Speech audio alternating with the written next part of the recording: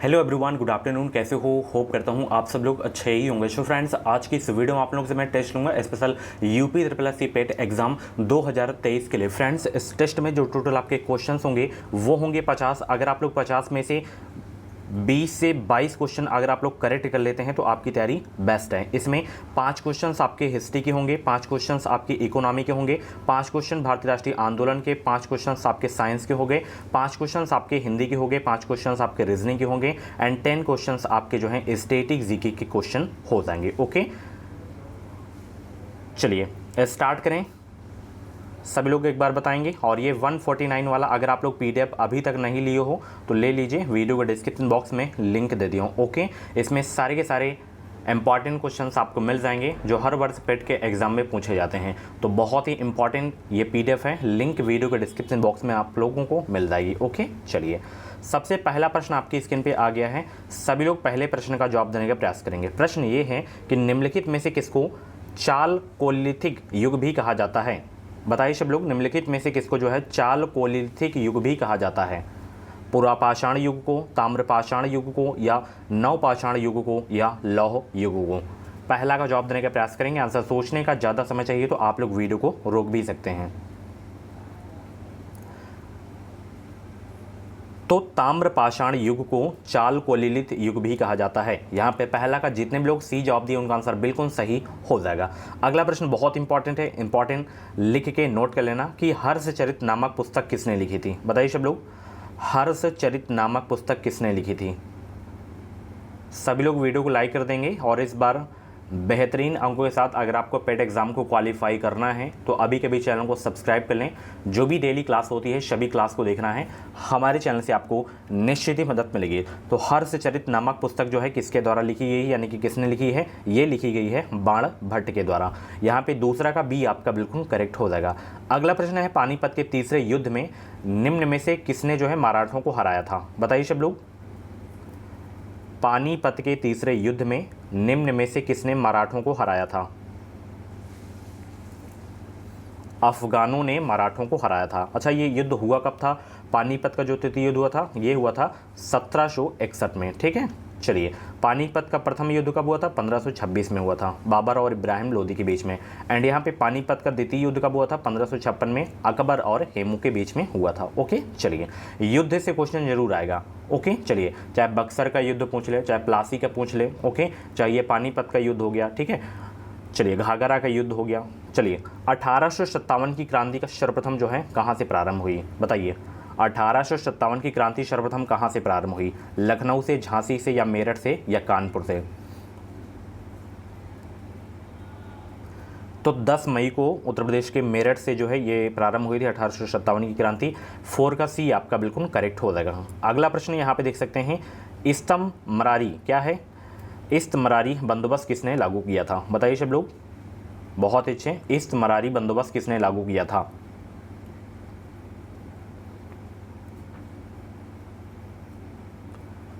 तो इस्तमरारी बंदोबस्त जो है किसने लागू किया? लॉर्ड कॉर्नवालिस ने लागू किया था। यहाँ पे 5 का सी आपका बिल्कुल करेक्ट हो जाएगा। निम्न महापुरुषों में कौन जो है भारतीय जागृति का जनक कहलाता है? निम्न महापुरुषों में कौन भारतीय जागृति का जनक कहलाता है? 6 का जवाब देने का प्रयास करेंगे सब लोग। तो वो हैं राजा राम मोहन राय। 6 का बी आपका बिल्कुल करेक्ट हो जाएगा। राजा राम मोहन राय भारतीय जागृति के जो है जनक कहलाते हैं। ओके, चलिए बहुत अच्छे। अगला प्रश्न, महात्मा गांधी ने 1930 में सविनय अवज्ञा आंदोलन कहाँ से आरंभ किए थे? बताइए सब लोग, महात्मा गांधी ने 1930 में सविनय अवज्ञा आंदोलन कहाँ से आरंभ किए थे?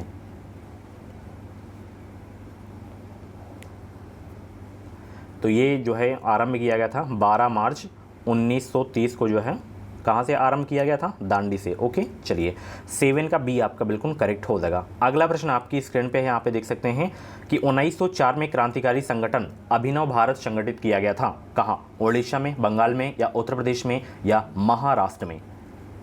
1904 में क्रांतिकारी संगठन अभिनव भारत संगठित किया गया था, ये महाराष्ट्र में किया गया था। 8 का डी आपका बिल्कुल करेक्ट हो जाएगा। अगला प्रश्न है, निम्नलिखित में से किस एक ने सुभाष चंद्र बोस को देश नायक कहा था? निम्नलिखित में से किस एक ने जो है सुभाष चंद्र बोस को देश नायक कहा था?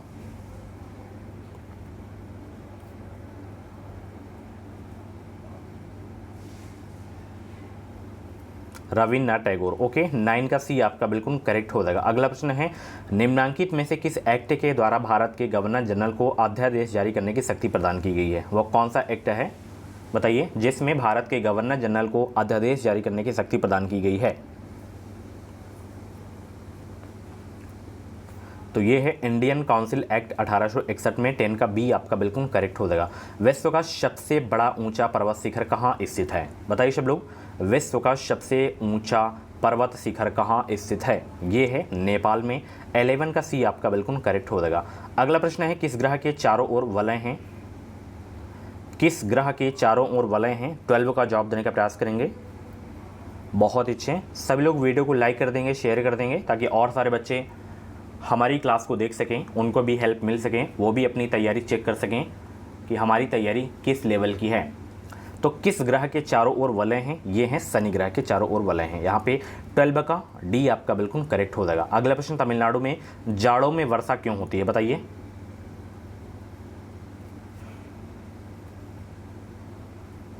तो तमिलनाडु में जाड़ों में वर्षा क्यों होती है? उत्तर पूर्वी मानसून से होती है। यहाँ पे 13 का ए आपका बिल्कुल करेक्ट हो जाएगा। नर्मदा किसकी ओर बहने वाली नदी है? नर्मदा जो है किसकी ओर बहने वाली नदी है? दक्षिण की ओर या पश्चिम की ओर या पूर्व की ओर या उत्तर की ओर? तो नर्मदा, ध्यान रखना, नर्मदा जो है पश्चिम की ओर बहने वाली नदी है। 14 का सी आपका बिल्कुल करेक्ट हो जाएगा। अगला प्रश्न आपकी स्क्रीन पे आ गया है कि भारत वन स्थिति रिपोर्ट 2021 के अनुसार देश में कुल वनावरण क्षेत्र कितना है? बताइए सब लोग, भारत वन स्थिति रिपोर्ट 2021 के अनुसार देश में कुल वनावरण क्षेत्र कितना है? तो ये है 21.71%। यहाँ पे 15 का ये आपका बिल्कुल करेक्ट हो जाएगा। अगला प्रश्न है, भारतीय आर्थिक समीक्षा जो है भारत सरकार प्रकाशित करते हैं या वित्त मंत्रालय या नीति आयोग या भारत के प्रधानमंत्री? बताइए, भारतीय जो है आर्थिक समीक्षा कौन प्रकाशित करता है? सभी को गुड आफ्टरनून। तो देखिए, भारतीय जो है आर्थिक समीक्षा कौन प्रकाशित करता है? तो ये प्रकाशित किया जाता है वित्त मंत्रालय के द्वारा। ओके, चलिए, वित्तीय वर्ष 2020-21 के अनुसार भारत का सबसे बड़ा मक्का उत्पादक राज्य कौन सा है? वित्तीय वर्ष 2020-21 के अनुसार भारत का सबसे बड़ा मक्का उत्पादक राज्य कौन सा है? तो वो है आपका कर्नाटक राज्य। यहाँ पे 17 का बी आपका बिल्कुल करेक्ट हो जाएगा। जीएसटी क्या है? बताइए, जीएसटी क्या है? 18 का जवाब देने का प्रयास करेंगे। जीएसटी क्या है? एक प्रत्यक्ष कर है या एक कॉर्पोरेट टैक्स है या एक अप्रत्यक्ष कर है या एक नगर निगम कर है? तो जीएसटी एक क्या है डियर? जीएसटी एक अप्रत्यक्ष कर है। यहाँ पे 18 का बी आपका बिल्कुल करेक्ट हो जाएगा। नीति आयोग के अध्यक्ष निम्नलिखित में से कौन है? नीति आयोग के अध्यक्ष निम्नलिखित में से कौन है? सभी लोग जवाब देने का प्रयास करेंगे। नीति आयोग के अध्यक्ष निम्नलिखित में से कौन है? तो वो होते हैं भारत के प्रधानमंत्री। कौन है? नरेंद्र मोदी जी हो जाएंगे। ओके, चलिए, भारतीय रिजर्व बैंक का राष्ट्रीयकरण किस वर्ष किया गया था? बताइए सब लोग, बहुत ही सरल प्रश्न है।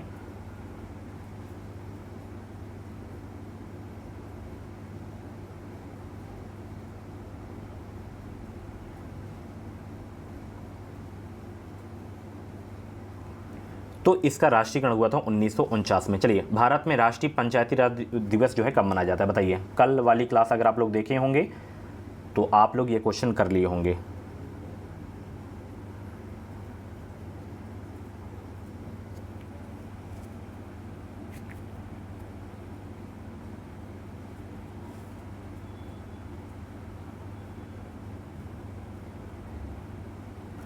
तो यहाँ पे पंचायती राज दिवस मनाया कब जाता है? 2 अक्टूबर को। ओके, यहाँ पे बी वाला आपका बिल्कुल करेक्ट हो जाएगा। इंपॉर्टेंट क्वेश्चन था आपके एग्जाम के लिए। ओके ना, चलिए अगले प्रश्न की ओर चलें। 21 का डी, सॉरी, यहाँ पे पंचायती राज दिवस मनाया जाता है तो यहाँ पे 24 अप्रैल आपका होगा। 24 अप्रैल, सॉरी। ओके, चलिए अगला प्रश्न यहाँ पे देख सकते हैं, लोकसभा के अध्यक्ष को कैसे हटाया जा सकता है? लोकसभा के अध्यक्ष को कैसे हटाया जा सकता है?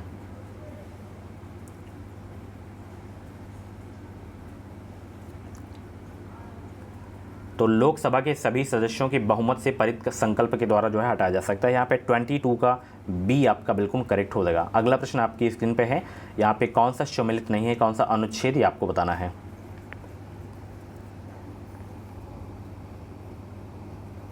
अनुच्छेद 39A में समान न्याय एवं निःशुल्क विधिक सहायता है। अनुच्छेद 40 में ग्राम पंचायतों का संगठन है। अनुच्छेद 44 में समान नागरिक संहिता है। अनुच्छेद 48 में कार्यपालिका से न्यायपालिका का पृथक्करण नहीं है। इसमें कृषि और पशुपालन का संगठन है। ओके ना, तो यहाँ पे ये आपका नहीं सही था, नोट कर लेना। अनुच्छेद 48 में कृषि और पशुपालन का संगठन है। ओके ना, चलिए ये अनुच्छेद जो है आपका 50 में है, कार्यपालिका से न्यायपालिका का पृथक्करण। ठीक है ना, चलिए केंद्र राज्य संबंध किस अनुसूची में है, बताइए सब लोग, केंद्र राज्य संबंध किस अनुसूची में है। 24 का राइट आंसर क्या होगा, तो ये 7वीं अनुसूची में है। ओके ना, चलिए बहुत अच्छे। अगला प्रश्न है लोकसभा का कोरम कुल सदस्य जो है संख्या कितना होता है। लोकसभा का कोरम कुल सदस्य संख्या जो है कितना होता है।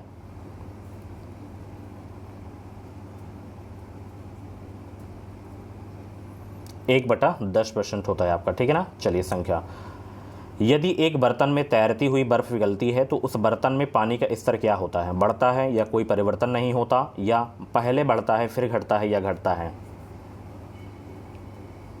यदि एक बर्तन में तैरती हुई बर्फ पिघलती है तो उस बर्तन में पानी का स्तर जो होगा डियर वो क्या होगा, कोई परिवर्तन उसमें नहीं होगा। ओके ना, चलिए बहुत अच्छे। अगला प्रश्न है सोल्डर किन दो धातुओं से बना मिश्र धातु है।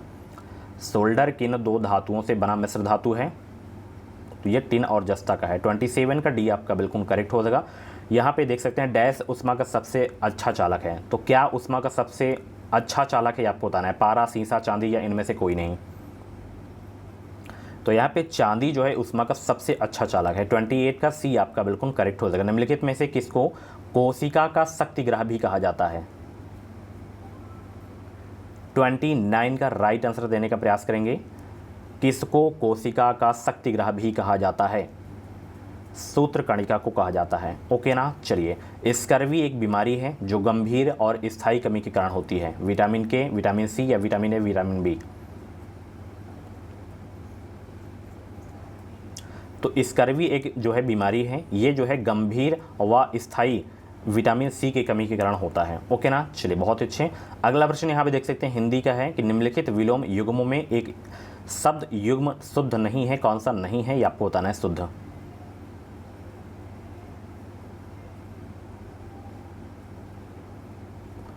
तो यहाँ पे आयात का विलोम शब्द क्या होता है, निर्यात होता है, पाप का पुण्य होता है, बद्ध का मुक्त होता है, नूतन का जो है सनातन नहीं, बल्कि नूतन को जो विलोम शब्द होता है वो पुरातन होता है। ठीक है ना, तो यही आपका सही हो जाएगा, यही मतलब सही नहीं था, शुद्ध नहीं था। अगला प्रश्न आपकी स्क्रीन पे है जिसका कोई शत्रु पैदा ही ना हुआ हो, वाक्यांश के लिए शब्द क्या होगा। जिसका कोई शत्रु पैदा ही ना हुआ हो, वाक्यांश के लिए एक शब्द क्या होगा, इसके लिए एक शब्द होगा आजाद शत्रु। क्या होगा, आजाद शत्रु होगा। 37 का ये आपका बिल्कुल करेक्ट हो जाएगा। निम्नलिखित में से कौन सा शब्द सूर्य का पर्यायवाची नहीं है। यहाँ पे प्रभाकर है, दिनकर है, विभाकर है, दिनेश है, तो इसमें से बताइए सूर्य का पर्यायवाची कौन सा नहीं है इसमें।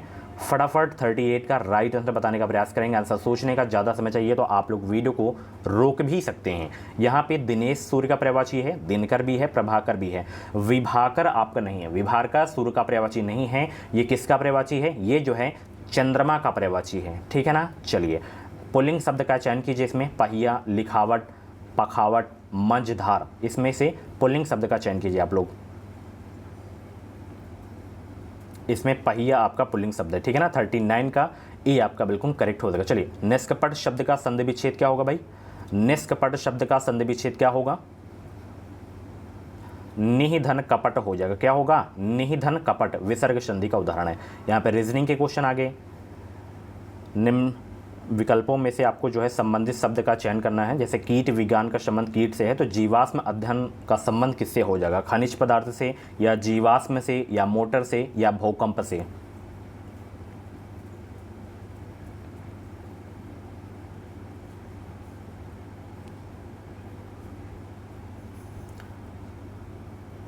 तो कीटों का अध्ययन कीट विज्ञान कहलाएगा। जीवाश्म अध्ययन आपका जीवाश्मों का अध्ययन कहाँ है, जीवाश्म अध्ययन में किया जाता है, तो यहाँ पे बी वाला आपका बिल्कुल करेक्ट हो जाएगा। चलिए इसमें बताइए यदि किसी विशिष्ट कोश भाषा में जो है इसको जो है इस प्रकार लिखा जाता है तो इसको फ्लावर को कैसे लिखा जाएगा आपको बताना है। 47 का राइट आंसर बताने का प्रयास करेंगे।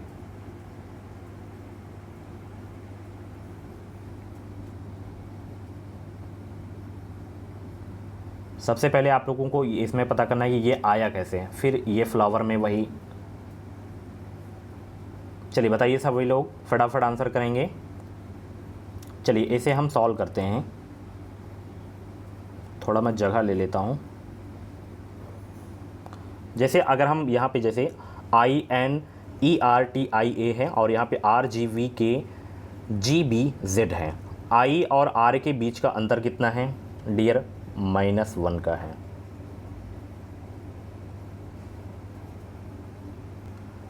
सॉरी यहाँ पे अपोजिट लिख दिया गया है, जैसे I का R अपोजिट लिखा हुआ है, ठीक है। अब यहाँ पे देखना N और G के बीच का अंतर कितना है, N और G का -7 का होगा, और E और V के बीच का अंतर भी 7 है, यानी कि -7 7 सब में माइनस किया गया है, ठीक है ना। केवल ये पहला वाला अपोजिट लिख दिया। अब उसी प्रकार जैसे हम F का अपोजिट क्या होता है, F का अपोजिट हो जाएगा U, क्या हो जाएगा? U हो जाएगा। और L में जब हम -7 माइनस करेंगे तो यहाँ पे E आ जाएगा, O में -7 करेंगे तो यहाँ पे L आ जाएगा, W में P हो जाएगा, E का V हो जाएगा और R का K हो जाएगा यहाँ पे, ठीक है ना। -7 7 हमें माइनस कर देना है बस, ठीक है। चलिए तो यहाँ पे सही कौन सा होगा भाई 47 का? D वाला आपका सही हो जाएगा, ठीक है ना। चलिए पहला का अपोजिट, बाकी सब में जो है 7 7 माइनस कर दिया गया था। चलिए ये ब्लड रिलेशन का क्वेश्चन आ गया है। रानी पीयूष की बहन और कमल की बेटी है, कमल गौरव का बेटा और आर्यन का भाई है, आर्यन रजनीश का पिता है, आर्यन का पीयूष से क्या संबंध है ये आपको बताना है। सभी लोग जवाब देने का प्रयास करेंगे। आंसर सोचने का ज़्यादा समय चाहिए तो आप लोग वीडियो को रोक भी सकते हैं। सभी लोग भाई सॉल्व करिए। यहाँ पे देखिए रानी पीयूष की बहन है, यहाँ पे देखना रानी पीयूष की बहन है, रानी जो है पीयूष की बहन है, ठीक है। एंड कमल की बेटी है, ये जो रानी है ये कमल की बेटी भी है, ठीक है। कमल गौरव का बेटा है, कमल ये जो है ये गौरव का बेटा हो जाएगा, ठीक है। एंड कमल गौरव का बेटा है और आर्यन का भाई है, ये जो है आर्यन का भाई है आपका, ठीक है कमल। एंड आर्यन रजनीश का पिता है, ये जो आर्यन है ये रजनीश का पिता है, तो इसका बेटा यहाँ पे इसके नीचे आएगा, ठीक है, ये इसका पिता हो गया, ठीक है। प्लस का मतलब मेल, माइनस का मतलब फीमेल। अब यहाँ पे पूछ क्या रहा है, आर्यन रजनीश का पिता है, हो गया, ठीक है। आर्यन का पीयूष से संबंध क्या है? ये जो आर्यन है, ये आर्यन जो है, एक मिनट में कलर चेंज किए दे रहा हूँ, ये जो आर्यन, ये आर्यन का संबंध पीयूष से क्या है?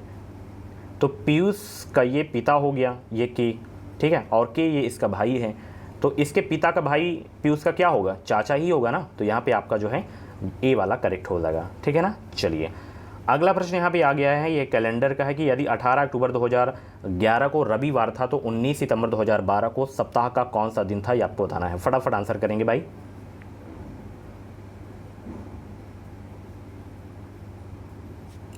फोर्टी 49 का जवाब देने का प्रयास करेंगे।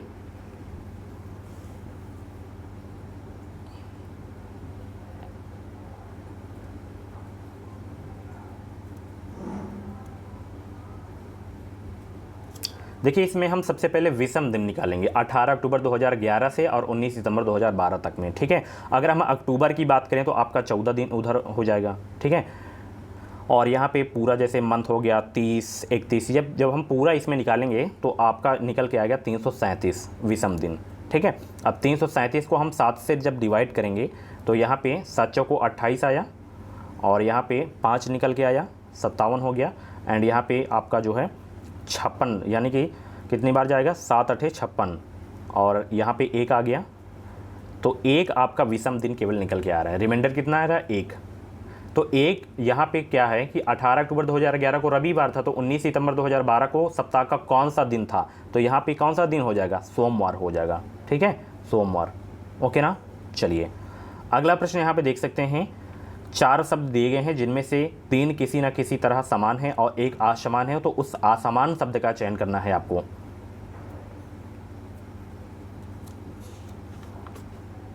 इसमें असमान आपका समृद्धि हो जाएगा, ठीक है। चलिए ये फिनलैंड की राजधानी क्या है, फटाफट आंसर करेंगे। फिनलैंड की राजधानी, फिनलैंड की राजधानी क्या है? तो फिनलैंड की राजधानी हेलसिंकी, ठीक है। चलिए बहुत ही अच्छे। निम्नलिखित में से कौन सा युग्म सही रूप से मेल खाता है इसमें?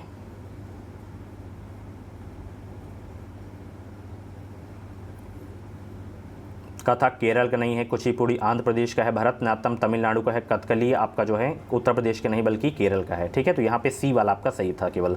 अगला प्रश्न है यहाँ पे विश्व खाद्य कार्यक्रम यानी कि WFP संयुक्त राष्ट्र की खाद्य सहायता शाखा है, इसका मुख्यालय कहाँ पे है? WFP का ये आपको बताना है,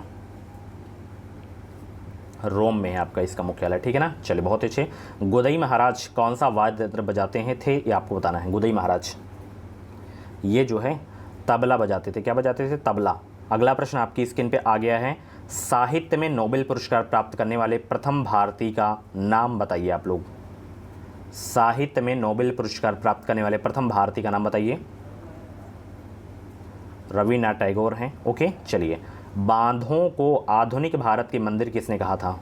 बांधों को आधुनिक भारत के मंदिर किसने कहा था? पंडित जवाहरलाल नेहरू कहते। ओके, चलिए बहुत अच्छे। अगला प्रश्न आपकी स्क्रीन पे है, जून 2022 में आयोजित टेनिस की ग्रैंड स्लैम प्रतियोगिता फ्रेंच ओपन 2022 के पुरुष एकल का खिताब किसने जीता? राफेल नाडाल ने जीता था। ठीक है ना, चलिए बहुत अच्छे। पुस्तक mind master winning lessons from a champions life के लेखक कौन है भाई? विश्वनाथ आनंद है। ठीक है ना, चलिए बहुत अच्छे। अप्रैल 2022 में जो है पहला लता दीनानाथ मंगेशकर पुरस्कार किसे प्रदान किया गया था? नरेंद्र मोदी जी को। ओके ना, चलिए। मई 2022 में संपन्न हुई इंडियन प्रीमियर लीग यानी कि IPL में 15वें संस्करण का खिताब किसने जीता था? गुजरात टाइटंस ने। ठीक है, और इस बार 16वें संस्करण किसने जीता? IPL 2023 के बारे में आप लोग जरूर बताइएगा। ओके, चलिए। ऐसी ही डेली वीडियोस देखने के लिए चैनल को सब्सक्राइब करें ताकि जो भी क्लास आए, जो भी वीडियोस आए पेट एग्जाम से रिलेटेड, उसका जो है नोटिफिकेशन आपको टाइम से मिलता रहे।